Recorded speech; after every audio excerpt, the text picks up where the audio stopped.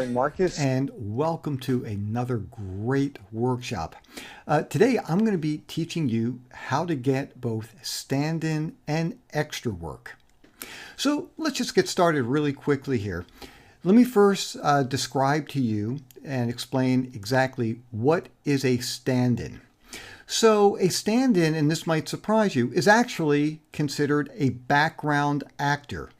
Part of the Screen Actors Guild contracts stipulates that a stand-in is actually an extra, but this is more of a specialized extra. This particular extra is a substitute for another actor. And basically what the stand-in does is literally stand in for one of the principal actors. And it helps production with both lighting, can help with sound, can help with movement, camera angles. And just so you know, the stand-in is not actually filmed during the real shoot. I mean, they'll test things out. But the stand-in is not seen in the final production. The stand-in can also be used for background work, general background work. And let me share with you a pretty uncomfortable story that happened to me. And so I just wanted to share this with you so that it never happens to you. I was working on a television show and I was considered a utility stand-in. And what that means is that I was standing in for all of the white male characters on the show. So it was great for me because I put in a lot of days and a lot of long hours because I was always standing in for various people. It wasn't just one actor, that happens a lot as well. And what happened, there was a new first AD, first assistant director, and I'll tell you more about what that position is a little bit later. And he asked me if I would be an extra in a scene. They needed some people. And the agreement I always had with the previous first AD and with the people who were doing the principal casting was that they wanted to bring me in to read for a part on this show. So whenever and if they ever asked me to do general extra work, they always placed me in the back, pretty far in the back, so I wasn't visible on camera. So that way they could still bring me in to read for principal roles. So this guy was pretty new, and I walked, when he asked me, and I said, yeah, of course, because look, it's a team effort here. We're always trying to help each other out. And so I said, sure, I'd be more than happy to do that. I said, if you wouldn't mind just putting me, further in the background just so I can continue to audition for the show. And look, I haven't run into that many really nasty people in the industry. This guy was, and he was horrible. He started screaming at me, you want to do it, you don't want to do it. And I said, well, I don't think I really have a choice here. You're asking, no, you have a choice. Do you want to do this, or not do it? And I said, well, if I can't be placed way in the back, then I would prefer not to, just so I could continue to audition. And to make a very, very, very long and very painful story short, the guy said, well, don't do it. And the next day I got fired from being on the show. And it was, I'm kind of smiling now. It was horrible. It was a really tough situation. So just so that you know, even if you are working as a stand-in, if they ask you to do general stand-in work, general extra work, it's in the contract. You are obligated to do it. So why are stand-ins hired? So like I was saying before, they help production with lighting. So look, if there's a principal actor, they're not going to have the principal actor stand there while they're getting all the lights adjusted. This could take an hour or longer. They're not going to have the principal actor walk up and down the street while they're, moving the camera. Or even if you're just sitting in a chair, they're not going to have the principal actor do that. And then when they bring them in to actually work, spend the next, 3, 4, 5 hours shooting. So what they want to do is they want to make sure that the principal actors can rest, maybe go over lines, help prepare, whatever they need to do. And they hire people to stand in their place. And it also really helps the director see what the scene is going to look like. So when do stand-ins work? See, here's how it works. Typically, you're going to show up on the set, and of course, you're going to show up early. You'll be given some paperwork, and you'll have a voucher for the day. They'll probably send you over to wardrobe at some point pretty soon after you get there, because they will give you very similar clothing that the principal actor is going to wear. Sometimes it's the exact same clothing, so that way when they're focusing the lights, the colors are going to be the same. And it's just really helpful for people to actually see it. So you'll go to wardrobe, and then one of a couple things could happen. They could bring you in for a rehearsal. And once again, I'm saying that sometimes this happens, sometimes it doesn't. Sometimes they don't want anybody else in the room except for the principal actor. Sometimes they really want the stand-in to watch the rehearsal so that once they're finished, then they bring in the stand-ins and actually start doing the work before they actually start shooting.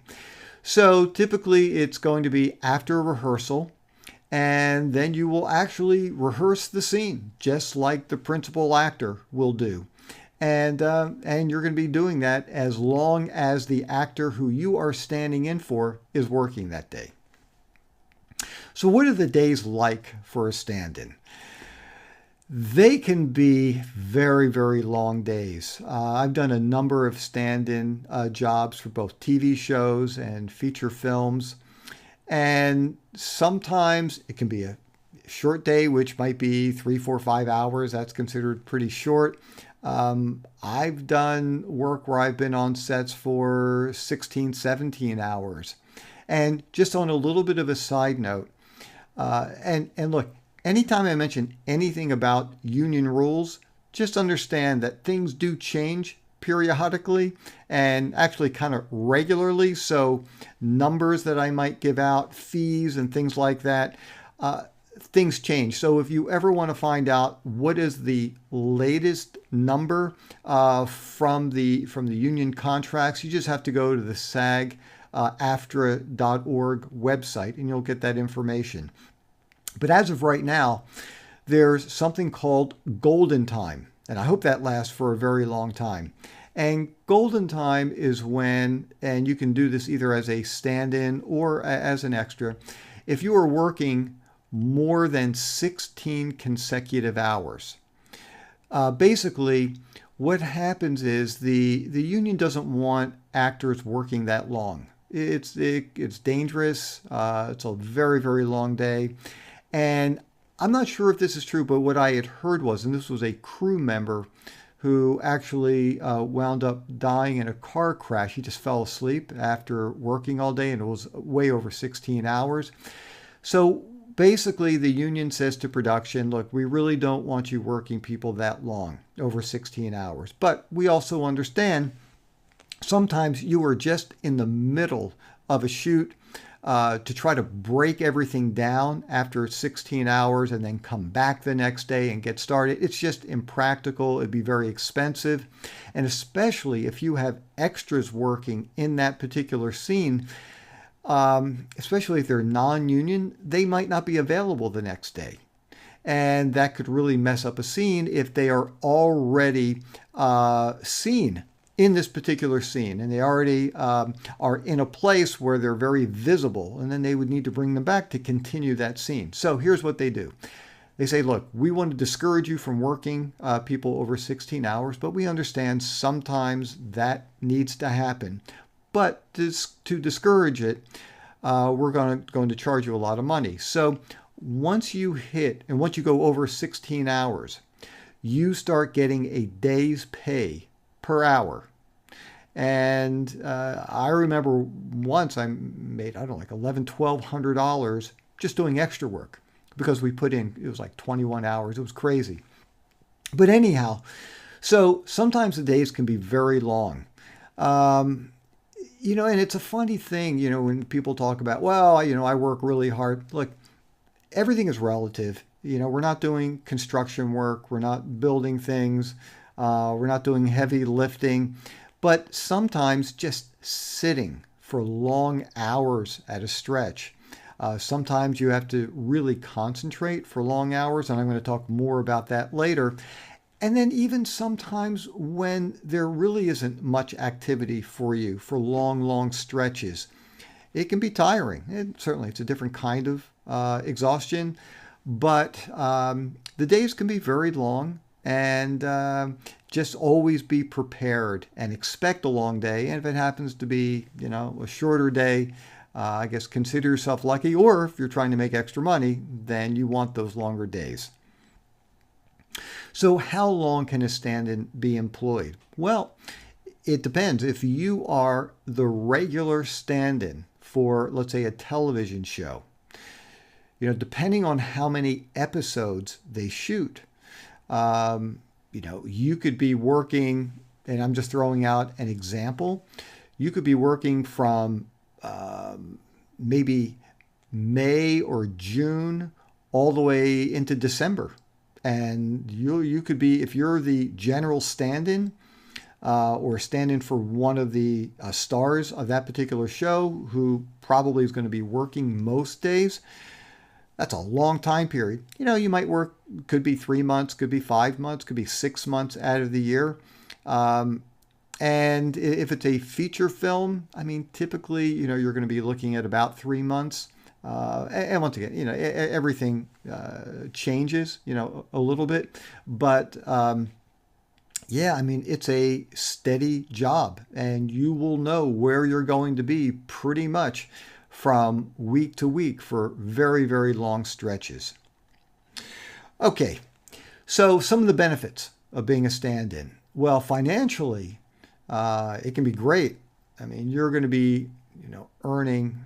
And once again, it depends on the hours. And this is also assuming that you are in the union. But typically, any stand-in who's working on a television show, a network television show, or when I say network, it could also be, paid, like HBO, things like that. You could easily be making, over $200 a day. And depending on the day, you could be making 3 or more, for that particular day. So it can be pretty lucrative for you. But probably, and along with the money, it's the education that you're going to be getting, because you are not just a general extra who might be sitting in the stands, in a football arena, one of 10,000 people while the scene is taking place on the field. You're going to be up close. You are going to be right by the set the entire time. And what I have always done is, and I'll give you a little secret, whenever I can, when I'm not actually doing the stand-in work and I'm just kind of waiting, instead of moving far away from the set, I try to sit as close as I can to the director, maybe the producer, maybe the writers, depending on who's there. I want to listen. Now, I might be looking straight ahead at the set, but my ears are really focused on what people are saying. And I do eavesdrop because I find that I can learn a lot from listening to these people. Sometimes what I found really interesting is the direction that a director might give an actor on a set. And, it's really amazing. Sometimes the directors are almost more like psychologists, and they are trying to get somebody to relax. They're trying to bring out something, and they might say just a little tidbit of something that grabs the actor's attention and allows the actor to do something in a different way that the director wants. And not only that, just listening to the industry professionals, but also watching the crew, watching the other people on the set, see how things are done. And one of the things, if you haven't spent much time on whether it's a TV show or a film, but especially a movie, a feature film, it takes forever to do a scene. Now, there are some TV shows like soap operas. They just fly by very, very, very quickly. But a lot of TV shows, they take time, not as long typically as a feature film, but because they have to get a show. They might have to get 13 shows for the season or more. It could be a whole lot more. It could be in the 20s, depending on the show. Feature films, they, typically have a little bit more leeway because they don't have to have something on air by next week. But just watching the other professionals on the set and just watching what they do, listening, learning about the terminology, how the shots are done, how they change the lighting to get the kind of look that they're going after.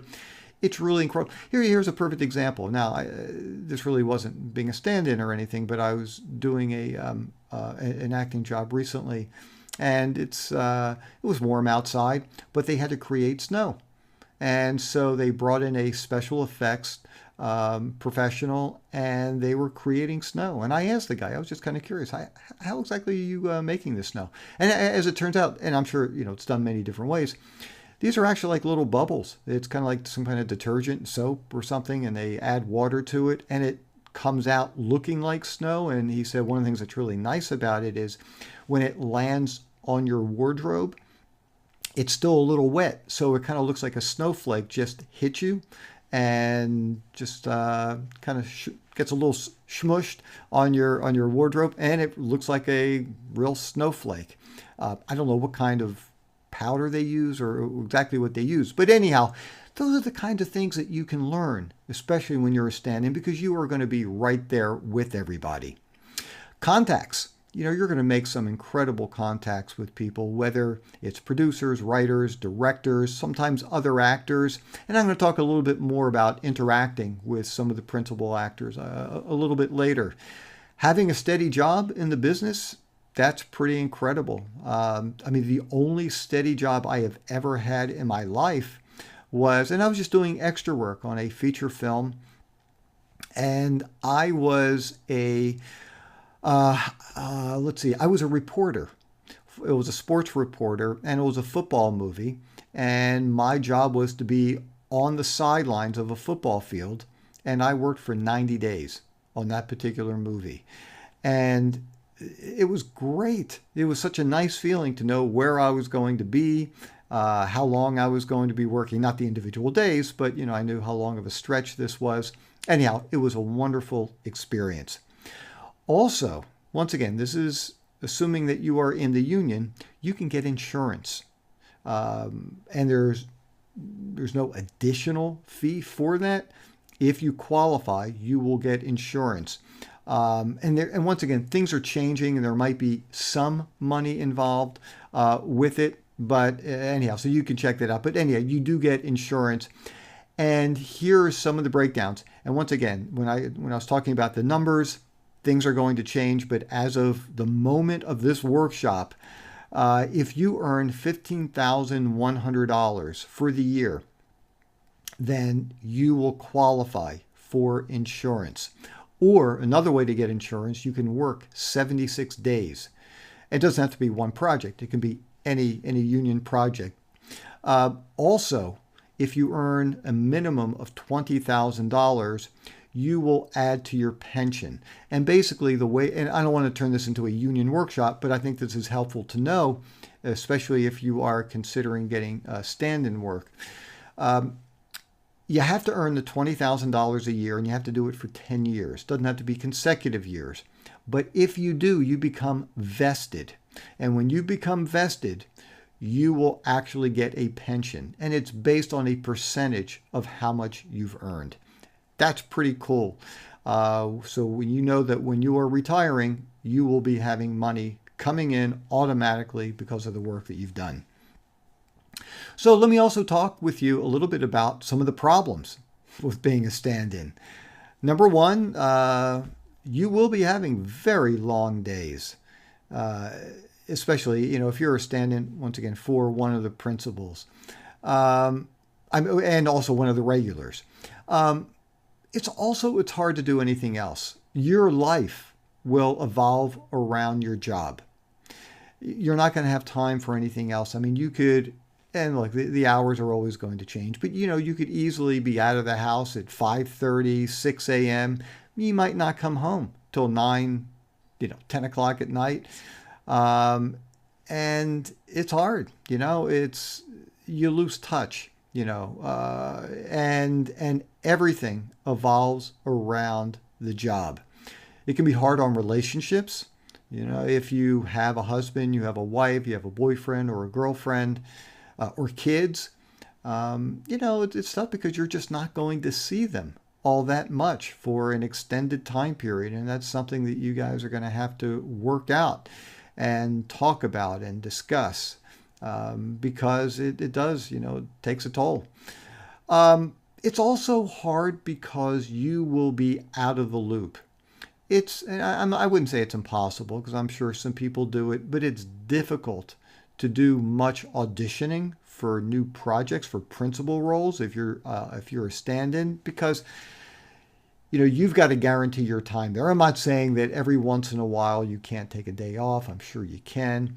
But, you're not going to go out and try to audition on a regular basis and constantly call in and say, hey, I can't make it tomorrow, because then they're going to find somebody else. They've got so much that they are dealing with. They just don't want to have to worry about scrambling and finding another stand-in. So you are going to be turning down everything that pretty much that comes your way, even actual jobs. And once again, there are some exceptions to the rule. There might be some jobs and they'll let you off for the day, but it's not like you're going to be going out and auditioning all the time. I can also tell you that when I did stand-in work for about 1.5 years on a show, I got kind of rusty when it came to auditioning. I try to kind of simulate it sometimes on the set, when I was by myself, and I would find some of the sides, and I'll talk about sides later, but it's the portion of the script that was being recorded and shot that day. And so sometimes I would just be off in a corner and I would, imagine myself actually auditioning. But you do get rusty, and it's different than when you walk into a casting director's office. So, that is another downside. And, if you are working with, an agent or multiple agents, really you're going to be letting them know that, they can contact you, but chances are, you're not going to be able to make it to any auditions or go-sees, and pretty much most bookings as well. So, how do you get cast as a stand-in? Well, the people who generally are at least in the first step of it, and sometimes they have final say, will be the extras casting director. Because once again, stand-ins are extras. It's under the same category, but it's a specialized kind of extra, and you will earn more money being a stand-in than a general extra. And there's some other perks as well. So what you want to do is find out who is doing the extras casting, and then certainly you have to find out, who are the principals, in this particular project, because, and I'm going to go into more details about this as well, but you do have to have the same height, the same body type. You've got to wear the same clothing size, skin tones, and things like that. So if there is somebody that you are right for, then submit yourself to the extras casting director. Sometimes the extras casting director can book you, and I've had that happen. Sometimes the extras casting director will call me in and then set up an audition with the director of photography. Could be the director, but more I found it to be more with the director of photography, the DP, because they're the ones that are going to be working with you more directly, while they're setting up the shot. And so, yeah, you need to either be the exact same height, body type, like I was saying before, wardrobe, hair coloring, skin tones, or very, very, very close. And there are some exceptions to the rules. And, sometimes you can be a little bit shorter, in which case, I would bring boots to make sure you're the same size. Sometimes when I was more of the utility stand-in and I was taller than one of the actors, I would kind of spread my legs out almost like a tripod and lower myself so I could match that person's height. Now, as far as having to look exactly like the actor you're standing in for, you don't have to. I mean, there are plenty of people that really don't look anything like the person. Similar features, like I said, wearing the same wardrobe and skin tones and all that. But I have been in situations where the stand-in almost looks like a dead ringer for the principal actor. And that can make it really helpful, especially if they are using the stand-in for a body double. I mean, sometimes there are scenes where the principal is not seen at all. Let's say you're driving away somewhere, and the camera is pulled back, and you can't really see the driver all that well. But if you look just like the principal, they might bring you in and be the body double. Okay, so let me move on to extras. So this entire time it was just talking about stand-in work. For an extra,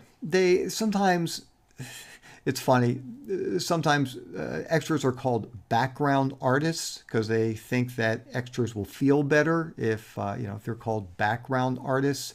But that really doesn't describe the job very well because you're not necessarily in the background.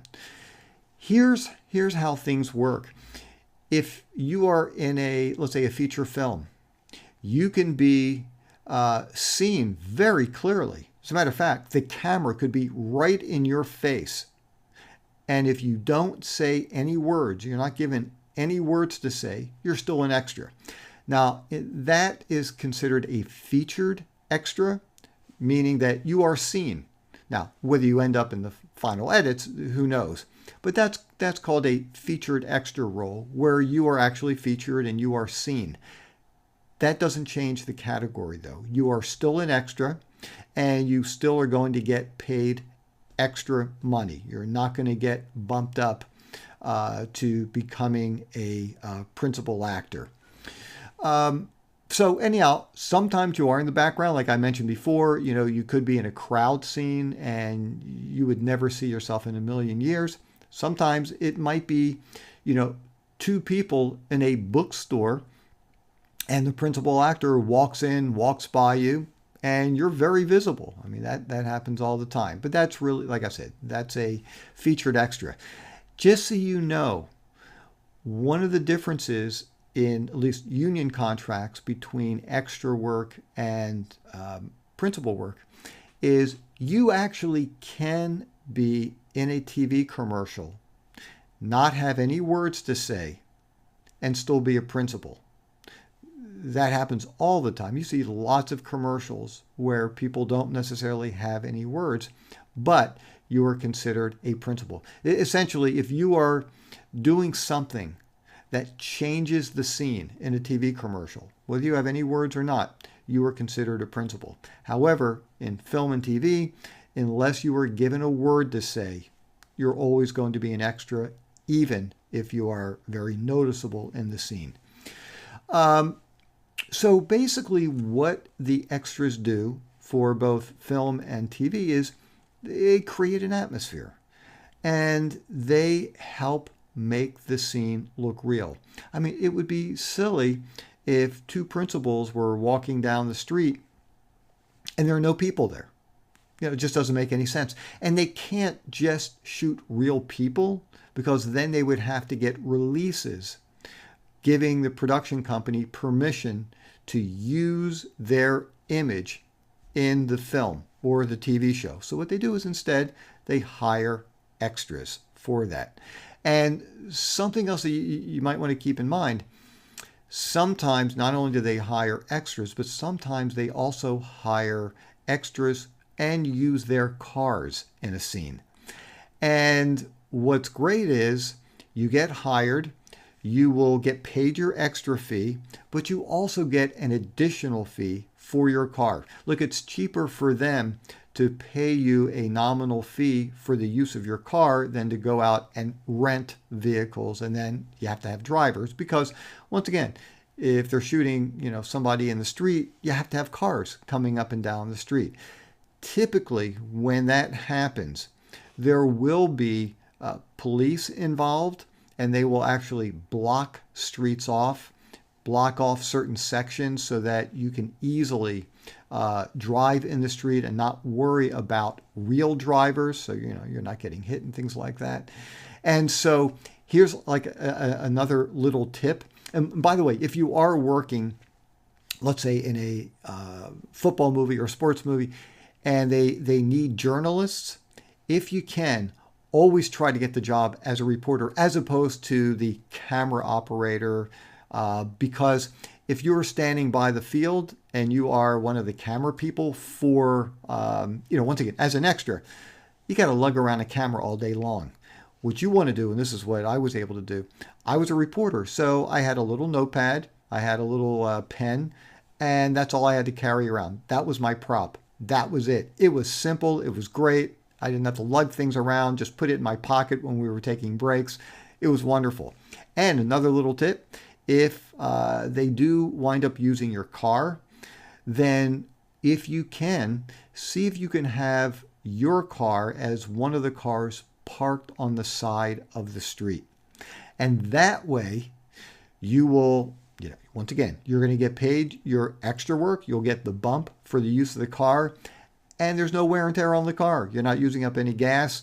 It's just parked right there. Sometimes they even want you sitting in the car, which is even better. And that way you can just sit and relax. It's great. But, even if your car is involved in the shoot, it's pretty easy work. If they need anything really fancy done, they will, hire specialists.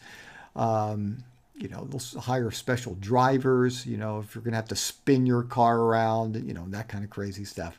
So anyhow, just keep that in mind. If they do need cars, that's what they're going to be, using it for. And typically you're going to get extra money for that. So the other thing that the extras do is they make the scene look real and believable. So, why are the extras hired? Well, you will always, unless there's a scene where there are no other people involved, and that happens all the time too. Could be two people in a bedroom, could be two people, talking to each other someplace, and it's not outside. You don't need other people. But whenever it involves a scene where you would normally see other people, they're going to hire extras. So when do extras work? So here's how the scene works. You will get a call time sometimes, and this is where it gets a little bit tricky. Sometimes, you're going to be having an early morning call, and expect this because this happens all the time. And I know sometimes it can be aggravating. It's just the nature of the business. So you were told you've got to be on the set at 6 a.m. And let's say you live an hour and a half away from wherever the set is. And they might say to you, hey, but check in online by 9 o'clock at night, because sometimes the start time changes.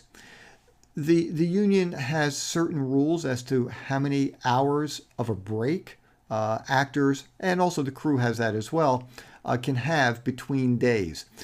So if for some reason the scene the night before took longer to shoot, they might have to push their start time. So, you might be thinking, hey, I want to go to sleep early. I've got to wake up at, 5 o'clock or 4 o'clock in the morning. And now I check the website or the hotline to find out what my exact call time is, just to verify it. And it's 10 o'clock now, and they're telling us they haven't made a final decision, and you're up at 11 o'clock checking it again.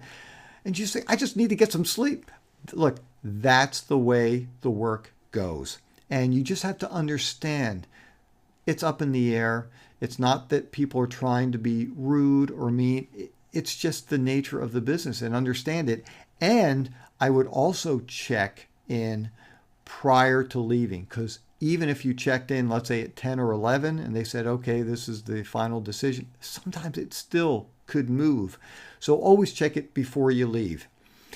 So always give yourself plenty of time to get lost, to have problems with parking, to hit traffic. You just never know what can happen, and you do not want to be late. So when you first arrive, you're going to be meeting with a PA, a production assistant. and or somebody from extras casting, one of the two. And let me just tell you a little bit about what the PAs do. These are people who sometimes are interested in learning more about production, and so they take on jobs as a production assistant. Maybe they could be interested in doing directing, in which case, once again, this is an entry-level job that will allow them to get a lot of experience. And I can tell you, you always want to try to be nice to the PAs. They have a tough job. They are there before anybody else. They are there late at night. They sign you in. They're the ones who will sign you out at the end of the day. They're doing millions of things. Sometimes they are helping with crowd control, meaning if there's a scene where two principals are walking down the street, they've hired extras to be in there.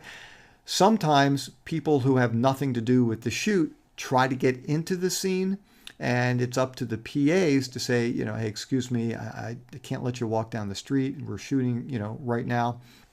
Or sometimes what can happen is people just want to cross the street, which will mess up the shot, and it's the PA who has to ask, hey, would you mind waiting 2 minutes, for the scene to be done? And you can imagine, depending on where you're shooting, sometimes people are very nice about it, and they say, sure, I can wait 2 minutes. Sometimes you get people who, well, let me just put it this way, aren't so nice about it, and will just walk into the middle of the scene. Hey, it's a public street. You're not stopping me. So PAs do a lot of things on sets, but they're the ones who will check you in, check you out. Like I said, sometimes it could be somebody from extras casting. Sometimes they do it together if there are large crowds. Typically, there's going to be a designated area. It's called extras holding. And that's where all the extras go, and they hang out. And you can fill out. You will get a voucher, and there's information that you need to fill out. I always, whenever I've done stand-in work or extra work, I like to fill it out right away, just to get it over with. Now, there's some pieces of information that you can't fill out, like your end time. Well, you have no idea, but you can fill in lots of other information, like your name, your address. How much wardrobe did you bring? Now, that really pertains more to union actors doing extra work. The union gives the production one free wardrobe, and then if they ask you to bring a change, then they start charging a nominal fee for each change. And so, you'll write that information in. They need information about your social security number. They need information from your driver's license. And actually, I'm going to talk a little bit later about some of the items that you need to bring.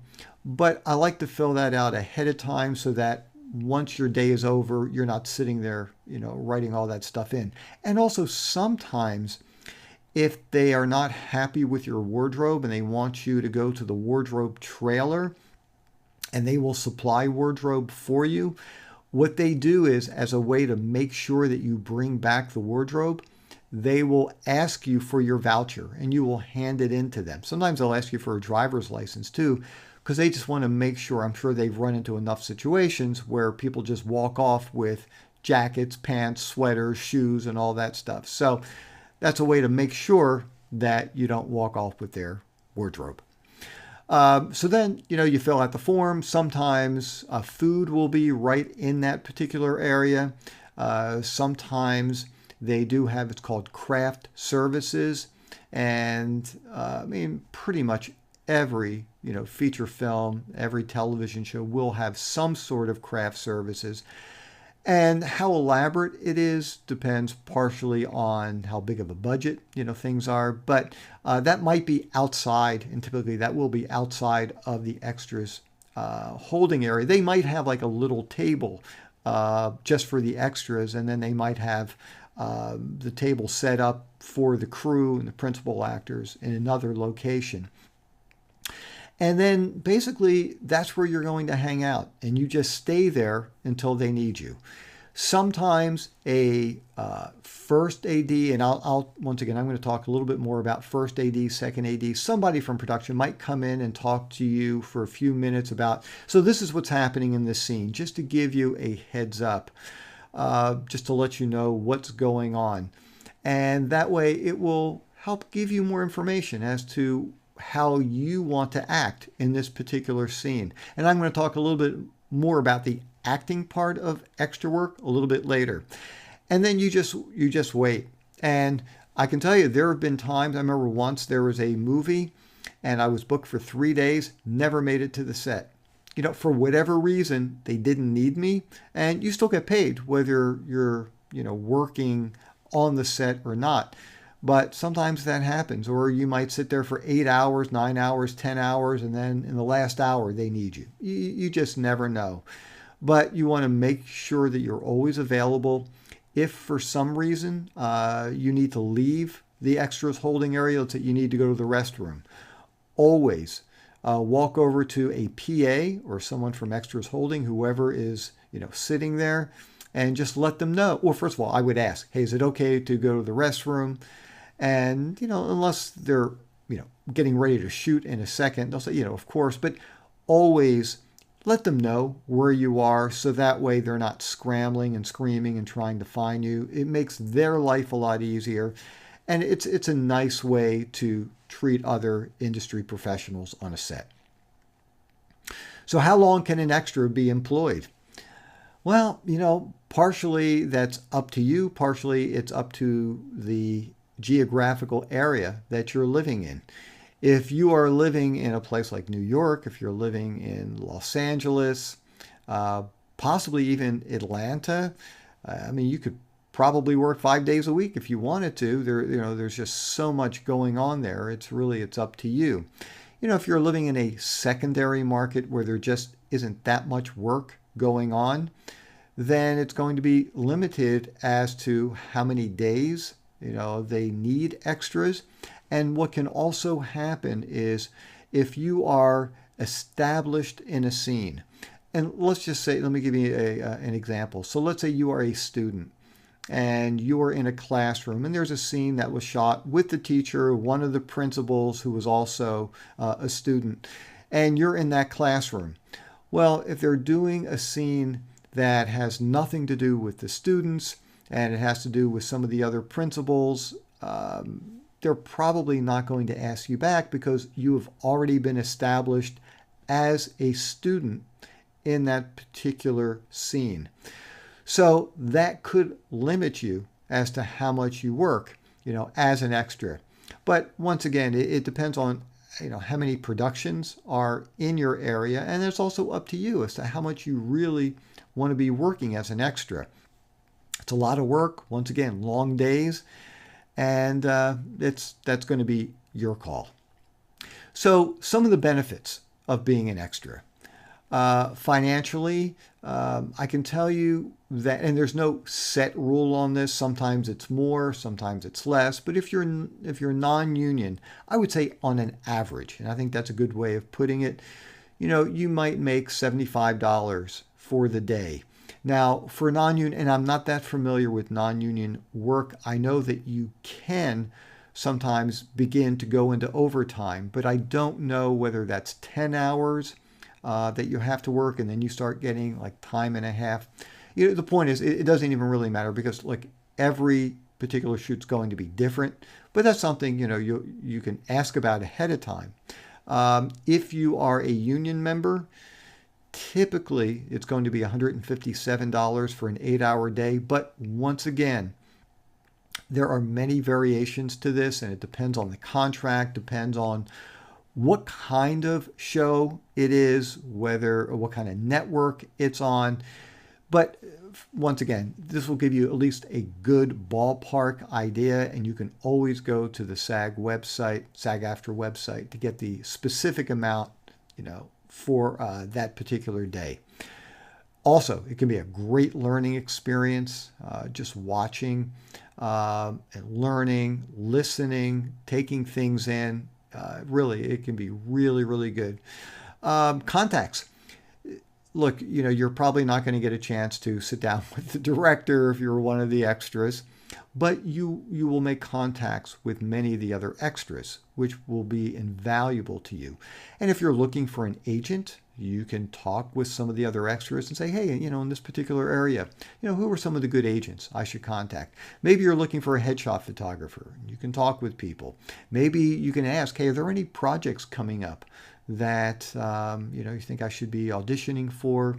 You can get that kind of information. Hopefully people will be really nice about sharing that with you. How about taking classes? Who are some of the good teachers in your area?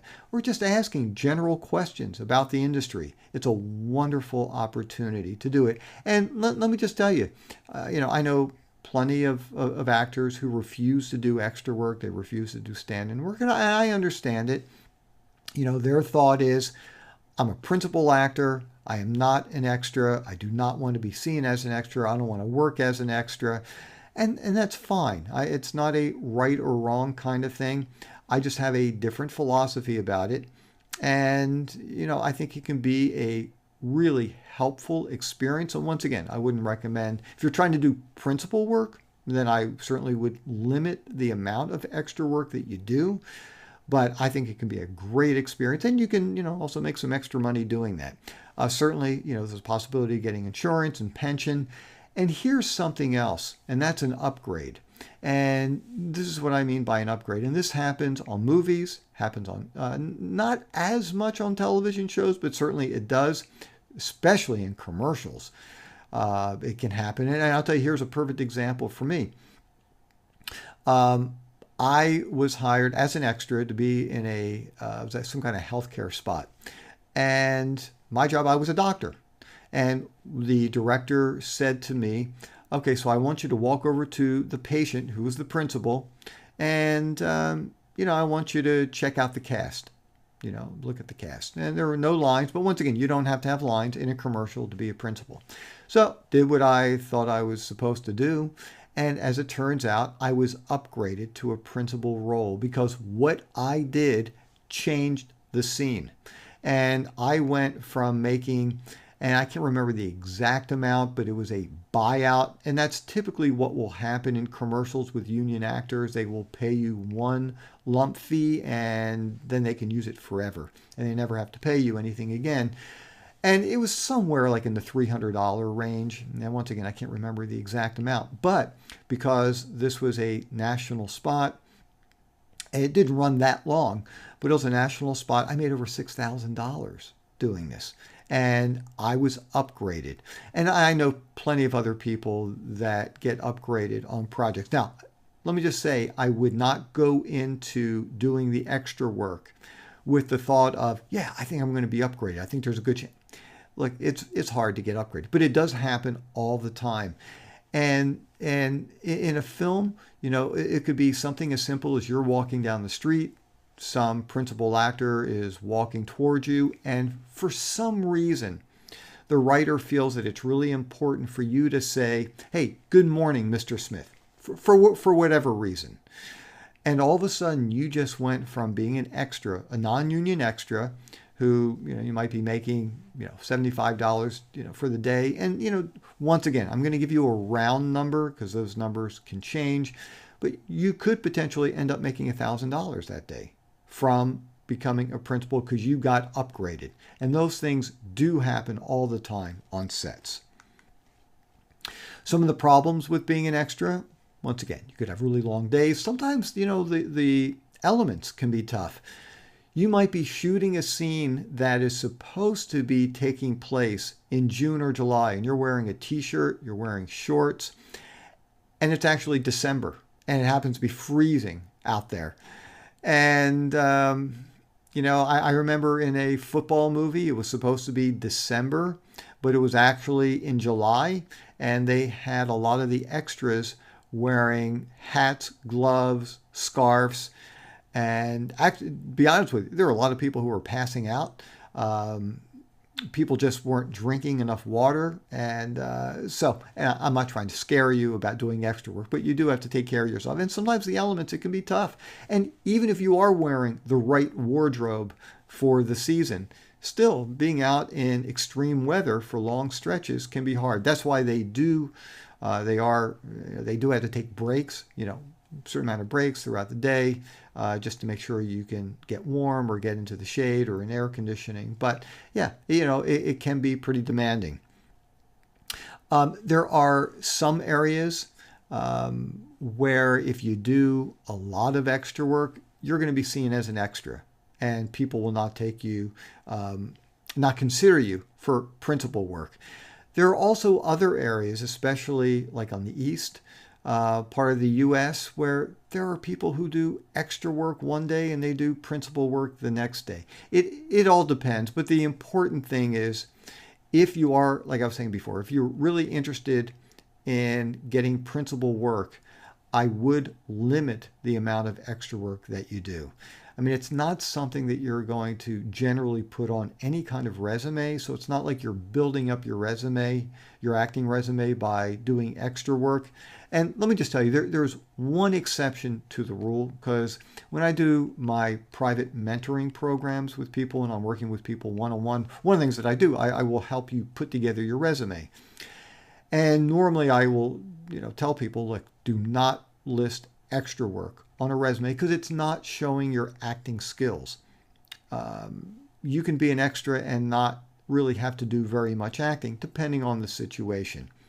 If you're sitting in a car and your car is parked there for 9 hours, well, you might not be doing all that much acting. But sometimes if you have absolutely nothing else, you haven't done any other acting job at all, then maybe in that situation, if you have done some extra work, I might list 1 or 2 things that you've done. Now, I would make it very clear and state that you were an extra. Don't try to fool people into thinking that you had principal work, on a film. Let's say you put bartender down, and people are going to think, oh, the person was a co-star, maybe had a couple lines as the bartender. Don't do that, because not only is it dishonest, but if anybody follows up and finds out that it was just extra work, it was not principal work, no matter what else you have on your resume, nobody's going to believe. So what I would do is I would put the information down, in parentheses, put extra work. And that way people will at least see, okay, the person's been on a set, they know, what they're supposed to be doing. That would be better than having absolutely nothing. But so don't do extra work in the thoughts of, well, I'm going to help build up my resume. The other thing too is, and look, it doesn't happen that often, but the whole point of all of my workshops is to be honest with you and share with you real life experiences. Sometimes you might not be treated well on a set. And I remember, I'm not trying to, keep bringing up horrible situations, but I remember once, and maybe like sometimes people just get really tired. It's been long days. There's a lot of pressure. And this was being a stand-in, but it was the same kind of thing. And the first assistant director needed me to be in a certain position while they were setting up the scene. So normally they would say, okay, so why don't you stand over here? And this is where I need for you to be. Okay, great. Well, for some reason, and I just don't take too well to this, but the guy literally, he grabbed me and kind of shoved me into the position. And I turned to the guy and said, hey, don't grab me. There's no need to do that. Just tell me where you want me to be. And he wasn't all that thrilled about my response with it. And so sometimes, it can happen where, maybe something comes up, you're not treated all that well. But please, I'm not trying to scare you, I'm just trying to share. Sometimes that kind of stuff does happen. So how do you get extra work? Well, once again, the best way is to find out who is doing the extras casting and then submit yourself. Quite often, the extras casting will post information. If you can get onto a listserv where sometimes, in different markets, they have listservs where people send out information about projects that are coming to the area. Here's something else a lot of people don't think of. Find your local film commission website. And in the bonuses, you're going to get some great information about how to find your film commission website. go to the website for the Film Commission. And quite often, if there's a project that's in town or coming to town, they will post it there because they want to spread the information and show that in your particular area, there are projects, that are either coming or currently there. And then you will be able to easily find out who is doing the extras casting. And if for some reason they don't list it there, I call the Film Commission office, in your area and ask them, hey, by the way, who's doing the extras casting? And they'll let you know. So those are great ways of getting extra work. Okay, so let me just quickly go through this nice list that I put together for you of some of the things you always want to bring to a set. Look, everybody has a cell phone. So bring a cell phone with you. It's important to have, you're driving back and forth if there's any emergency. A couple of things just to keep in mind. Don't expect to have access to an outlet. Maybe you're shooting outside, maybe you're sitting in a tent.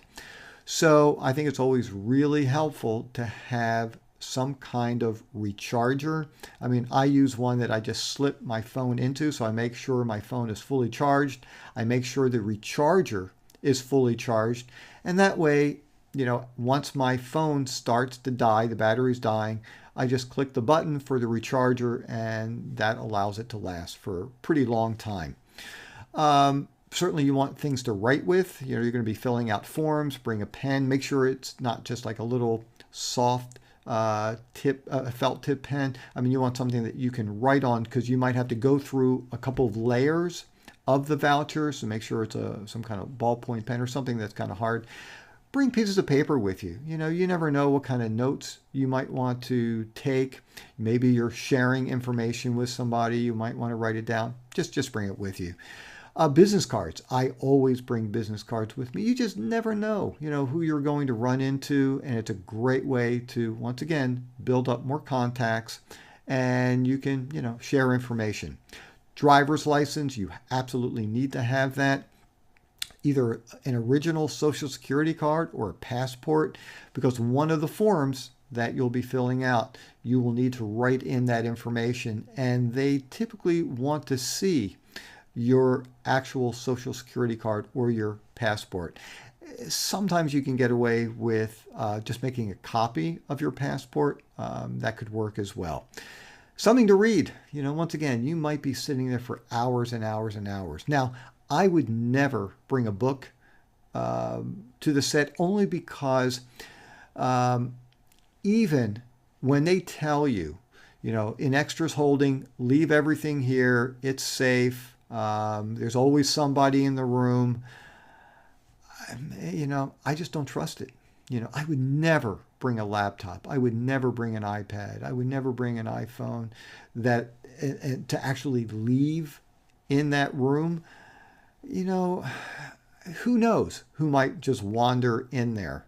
And so anything that would bother you if it didn't come back home with you, do not bring. So, I might bring a magazine, I might bring a newspaper. I'm figuring I'll probably finish it. And if I don't, it's okay. I can just leave it there, or recycle it there. But if for some reason it gets taken, it's not a big deal. Some people bring collapsible chairs because they know they're going to be seated, for long stretches. I don't. It just feels like a lot of work to bring that kind of stuff. I know some stand-ins, will do that. At least that makes a little bit more sense because, if you're shooting outdoors, you can be right by the monitors, by the director, the writers. So, once you're working, you can always leave your chair there and it's not going to walk away. But in extras holding, I just wouldn't leave, like I was saying, I wouldn't leave anything of any value. Now, typically, and I'm going to mention this a little bit later as well, typically there's always a medic on the set just in case somebody has any kind of problem, medical problem. And quite often they have suntan lotion. But I like to just bring it on my own just because in case the medic is not anywhere near me, in case I need to put on extra lotion if it's really sunny out. I don't want to have to find the medic. Maybe the medic is busy doing other things, or maybe for some reason the medic just isn't available. So anyhow, I like to do that. Also, typically there's going to be food there for you, but just in case you're in a situation where it's not available, bring some non-perishable items, whether it's, granola bars or just nuts or just something to snack on, something to drink, some water, because you could be there for long, long stretches at a time. And like I was saying before, just don't leave anything of any value in extras holding. Being professional, and this is true for both stand-ins and for extras. Always be available, stay near the set. I once saw a stand-in get fired because they were off at craft services and they were just getting food, and all of a sudden they're calling for, they're called the second team, and I'll go into more details about that later. Stand-ins are second team, principals are first team. And they're going, okay, second team in, and they're looking around, and they couldn't find them. And they just got really upset because time is money on a set. And when the stand-in is not there and they can't continue to work, everybody is sitting around. It's just not good. Always give the principal his or her space. You might be seeing this person every day for months, but if they don't strike up a conversation with you, do not start one. And it's not because they're more important, they're more special than you. They're at work. And it's true, when you're a principal, you're not doing neurosurgery, but you're concentrating. You might be concentrating. You might be getting ready to do the scene. Maybe you need to go over your lines. Maybe you're getting into a certain space mentally to allow you to do the scene. And you don't want somebody walking over to you and saying, hey, I loved you in that movie. You were fantastic. It's just not a nice thing to do. So give the principals their space. If they want to start a conversation with you, great, but really don't initiate it. Let them do their work. If they have you sitting in on a rehearsal, always watch carefully. If you need to take notes so okay, after this word, this person gets up and walks over here. The camera's going to shift this way, and then the person turns their head this. Whatever it is, watch the rehearsals carefully so that when you go in there to do it, you know exactly what you're doing. And those are the little things that production really appreciates, and that's why they want to keep you there. That's why they want to keep hiring you. Without a doubt, your phone is off. Either at least have it on silent. Make sure there's no ringing, there's no vibration. And I've seen this happen. It's a horrible situation where somebody's in the middle of the scene and all of a sudden you hear the phone ring. Make sure, typically I just turn my phone off. I don't have to worry about it. And if I need to check for messages during a break, that's what I'll do. Absolutely no photos. Never, never, never take photos. Never ask anybody to take photos of you with one of the principals, and don't take photos of the sets. This is something that is not out in the public yet, and they would be very angry. And I don't even know, there could potentially be lawsuits involved. If what you are showing could ruin something, give away information in a scene or in a movie. So just remember, no pictures. Like I said, no autographs, and don't take any props. And what I mean by that is sometimes, let's say you're working on, a political show, and maybe everybody who is considered a White House staffer might have like a little pin that goes on your lapel. Or, something that goes around your neck, that has, your photo on it. And sometimes people think, well, they've got millions of these things, it'll be nice to keep a little memento. Don't do it. It's stealing. And besides that part of it, which I think is the most important part, you're stealing from production. But the other thing too is those are the little things that can prevent you from getting asked back. Even pens and pencils that might be given to you as a prop, give it back to the people. Really don't hold on to it. The other thing too is, and unfortunately I see this happen all the time, where at the end of the day, or even sometimes during the day, people will go over to craft services and just start shoving all kinds of candy and food and drinks in their pocket, in their backpack. Don't, or gum. Don't do that. It's there to be shared with everybody, and it makes all the extras look bad when you're doing that kind of stuff. Treat the extra job as if it were a principal role. And let me give you a really good example of, look, I like to do it that way just because it's more enjoyable. If I am actually acting in the scene, it makes my day go by faster, and it makes it a lot more fun than just sitting there twiddling my thumbs. But from also a practical point of view, to make a very long story short, this number of years ago, there was a TV commercial. I was doing extra work. It's in a theater, stage theater, and I'm in the balcony. And this was a different one. This was another healthcare spot. And one of the patrons, who was a principal, starts coughing. And the whole idea was that this healthcare company, they're so good and they're so caring that one of the doctors who was also watching this play walks over to the person coughing and tries to take care of them. So here I am, I'm up in the balcony. I'm so far away from where the cameras are. I mean, I knew I was nowhere to be seen, but it didn't make any difference to me.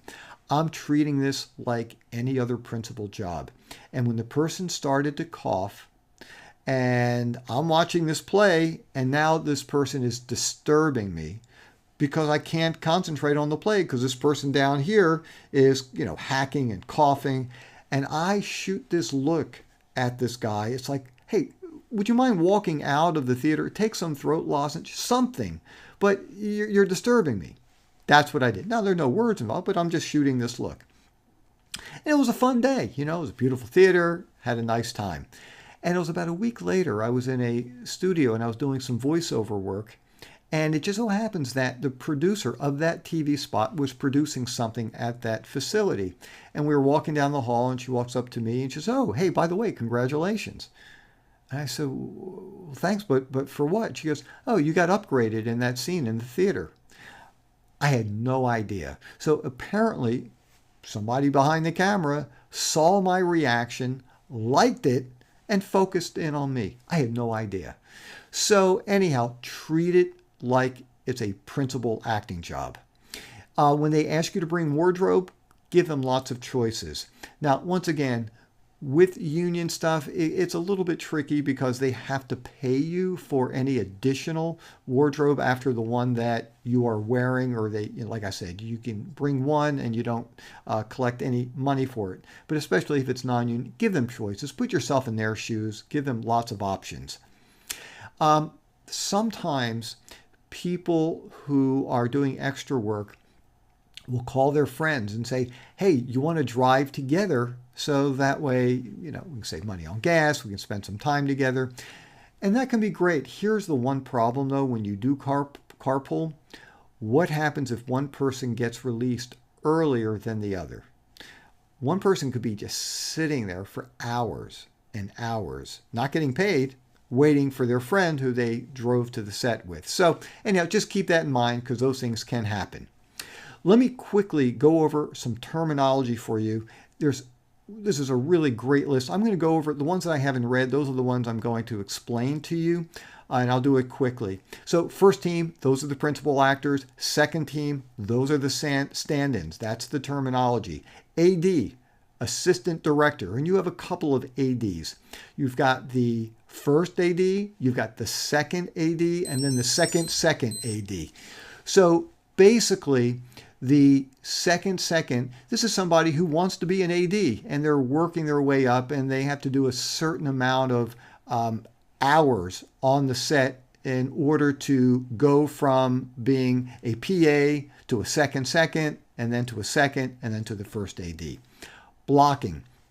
That's when there is physical movement done by the actors in a scene. So when they're talking about we're going to be blocking out the scene, you want to watch and see what the movement is. call sheet. It's a long sheet of paper. It's like legal size paper that has tons of information on it.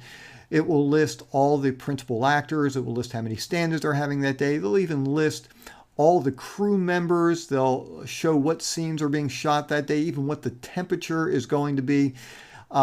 Extras are not given the call sheet, but the stand-ins, you can always ask for a call sheet. Checking the gate, that's at the very, very end of the day. Quite often, or at the end of every scene, what they actually do is if they're shooting with a camera, they will actually open up the camera, look to make sure that the lens is clean. As long as it's clean, then they know that they got what they wanted to get, and that's called checking the gate. CU, if you see that, that's a close-up shot. Dolly, that's when the camera is being moved forward and backwards on rails. DP, that's the director of photography or the cinematographer.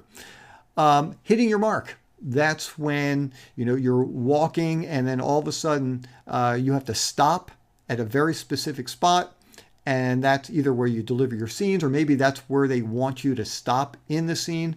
Quite often they will put tape down, but depending on where the camera angle is, they might have to lift the tape up if it's visible. So you have to really feel it out so you know how many steps you're going to be taking and get that rhythm so you can always hit the mark just where they want it. Honey wagon or trailer, I mean, that's where the principal actors, co-stars, guest starring, that's where those are the trailers that they hang out in, and that's where you sit and you wait. So anyhow, just want to make sure you knew what that is. The in time, that's the time you're going to be starting your day, and also if you have a lunch break, then you will be told, okay, here's your in time, and that will be once you are starting after your break. So for the mark, like I was saying, they will actually put tape on the floor. Sometimes they will lift it off depending on the camera angle. Meal penalties, that's really more involved for union actors. You have to be fed, as of right now, it's every 6 hours, and if not, and there are some exemptions to it, but basically if you go past the 6 hours, then there are meal penalties. Out time. So when you are done for the day, and it can vary a little bit, but typically that's when you are actually done. That's also when you are out of wardrobe. It's not like when they just say, okay, it's a wrap, because if you have to go to wardrobe, you're still on the clock. If you have to get back to your car, let's say, you parked at a stadium, but they bust everybody in, your out time will really be when you get back to your car. So anyhow, but the people who are checking you out, they should have that information. And just a little bit of a side note, if you are a union member and there's some discrepancy about the out time, don't start having a battle with the PAs or people in extras casting. That's not the time or place to do it. If there's a problem with the out time, you just contact the union afterwards. PA, production assistants, we talk about them. Photo doubles, actor who performs on camera, in place of principal. Props, I mentioned those before. Those are the items that are used to make the shot, look real. The set medic, once again, they will handle anything from, like serious injuries, people having heart attacks, people getting stung by a bee, somebody passing out. You've got a headache, you go over to the medic and try to get, some aspirin.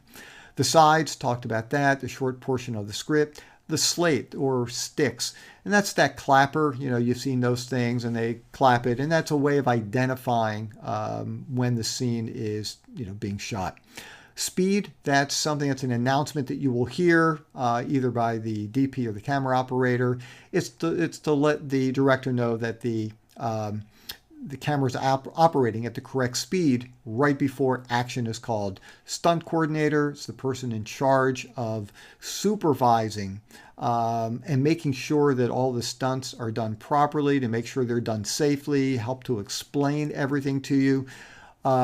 Like for instance, so when I was on Gotham, I get kidnapped and I'm getting tasered.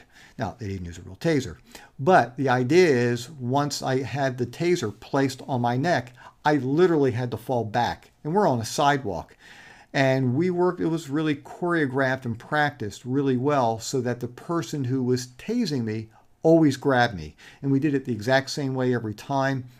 We just made sure that I was safe, made sure that the person who was tasing me was okay, that he wasn't hurting his back by grabbing me. And that's what they do. They make sure that everybody is safe. They are told exactly what they need to do. A Taft-Hartley, that's when you are, it's a legal document, and that's when you are a non-union actor and you get upgraded on a set. They will have you fill out and sign a Taft-Hartley document. And basically for that day, you are treated like a union member. You are paid like a union member. And then you've got 30 days in which you can continue to do non-union work. But after those 30 days, if you want to do another union job, then you have to join the union. Nobody can force you to join the union, but if you want to do another union job, then you do have to join. But you will be given a Taft-Hartley. And a wrap. That's when the shoot is over. So anyhow, wow. I know I went much longer than I had planned to, but there was just a lot of information that I wanted to share with you. Also, just wanted to let you know that I do have a season pass membership, just in case you are not a season pass member. And I will make sure you have this information when I send you the link in order to watch this entire workshop. And you have an opportunity to see every online workshop from this year. You will get over $1,600 worth of bonus materials. We have monthly meetup sessions where I get together with all of the season pass members.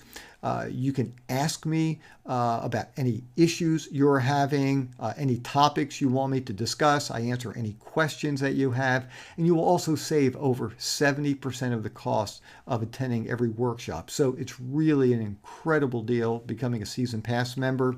I also offer online mentoring programs, and I will send you the link for that as well, where I will work with you one-on-one.